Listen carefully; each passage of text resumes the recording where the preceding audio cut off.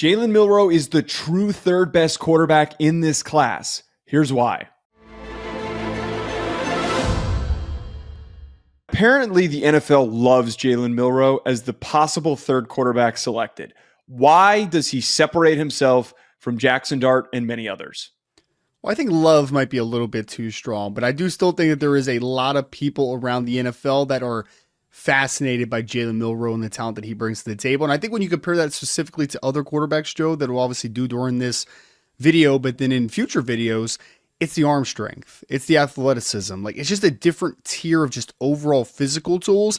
Is he there as a passer? Is he going to be ready to play in 2025?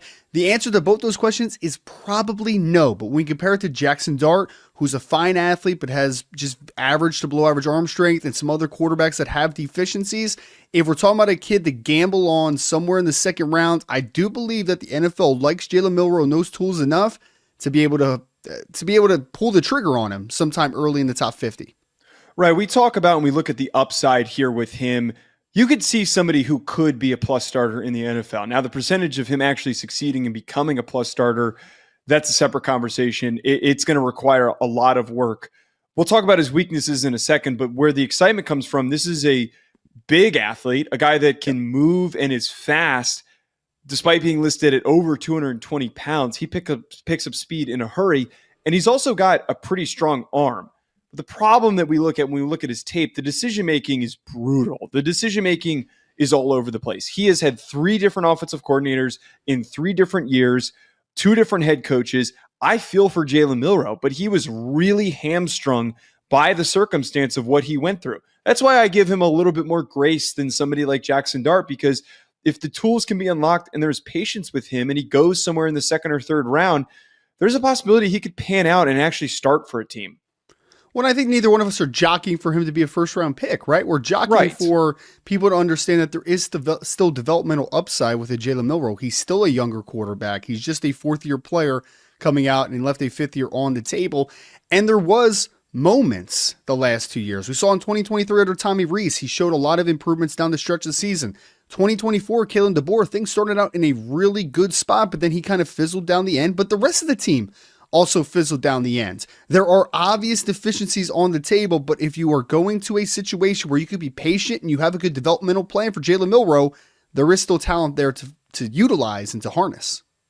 Yeah, the talent is certainly there. And I think that when he was coming out as a recruit, we all saw the talent of what he could be. There's a reason why Nick Saban was willing to invest in him as a possible starter, despite Bill O'Brien telling him he wasn't a quarterback. This was a 4-star recruit per 247 Sports. He was the 14th ranked quarterback in the class and the 18th overall prospect in the state of Texas. What else is there to know about Jalen Milroe's background? Yeah, I mean, like you said, he was a dual-threat kid coming out of Tompkins High School in the state of Texas, but there was a lot of excitement around him going to Alabama. He didn't play a ton his first couple years, and then he had the opportunity as a redshirt sophomore to be able to fight for that starting job with the likes of Tyler Buckner, Ty Simpson, and he was able to win that job out, even though he was probably by some viewed as a little bit of the wild card in that race. So we have now seen the production take upticks at times. We've seen a lot of great moments. This is a young man that no matter what class you dump him into, from an athleticism perspective, is about as good as we've seen come out in several years, which is why he was a top 100 recruit coming out of Tompkins by multiple platforms, and is why Alabama, Nick Saban took a chance on him back in that recruiting class. It's really funny when we go back and we're looking at his tape now of when he was a recruit, and the talking points on him then and the talking points on him now were high ceiling. He just needs some work, and he's taken steps forward. He's improved. He's physically gotten stronger. He's added the build that he needs to be an NFL quarterback. But for some reason, though, over that period of time, the decision-making just still never fully got there. The reason why I just brought up a second ago could be the driving force of having so many different offensive coordinators, especially not having one that didn't really believe in him.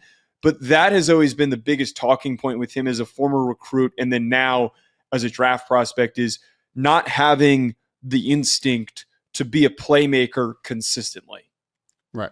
Well, and that's the boomer bust quality to Jalen Milroe, right? The boom is strong arm athlete. There's a lot of upside there. But the buzz factor is quite simply, Joe, at some point you have to say, we keep talking about upside. Sometimes it's got to actualize into on-field consistent production, right? Like we've seen it in spurts, but it has not been consistent. There might, honestly, in the end, there might just be a lack of understanding of playing the quarterback position at a high level. This might just be a great athlete and great talent playing the quarterback position. We don't know that for sure yet because he hasn't gotten the NFL coaching up until this point. But if we're talking about this, if we're having the same conversation within the next 2 years or so, that's probably not a good sign that he's not going to end up hitting his ceiling. Now, we had to dig a little bit deep for talking pro comp for Jalen Milroe. We were trying to come up with someone current. I keep pitching you on Jalen Hurts, and you have shot me down 100 times out of 10. You like Aaron Brooks out of Virginia, who played for the Saints for a period of time and had a little bit of success. 203 pounds coming out of college. He was listed around 6'4", so he's a little bit bigger and leaner. But why do you see that comparison, and why do you feel comfortable with that? Because they were both tremendous athletes. Aaron Brooks actually was the cousin. He is the cousin of Allen Iverson, and he comes from that lineage of the state of Virginia where he played high school football. And he is an incredible athlete, and he was an incredible athlete. And during his time with the Saints, he would make some ungodly throws. I remember during the quarterback challenge days, Joe, he went there. Oh my God, yes. He had course one like 75 yards, bro. Like he had one of the strongest arms in the NFL during that time. He was a tremendous athlete. He used to make some magic happen, but there was inconsistencies. The accuracy was spotty. The decision-making was spotty. It's the same with Jalen Milroe. All the strengths that Aaron Brooks had as a football player, Jalen Milroe also has. His running ability, his ability to throw the football with high velocity, but the inconsistencies are what scares you, and the inconsistencies are what could potentially hold someone like Jalen Milroe back, like it did with Aaron Brooks when he played for the Saints. Hopefully, Jalen Milroe can pan out. At the very least, he can be a contributing backup on a roster. Folks, let us know below, what team do you want to see draft Jalen Milroe? Hit that like button and subscribe, and we'll talk to you later.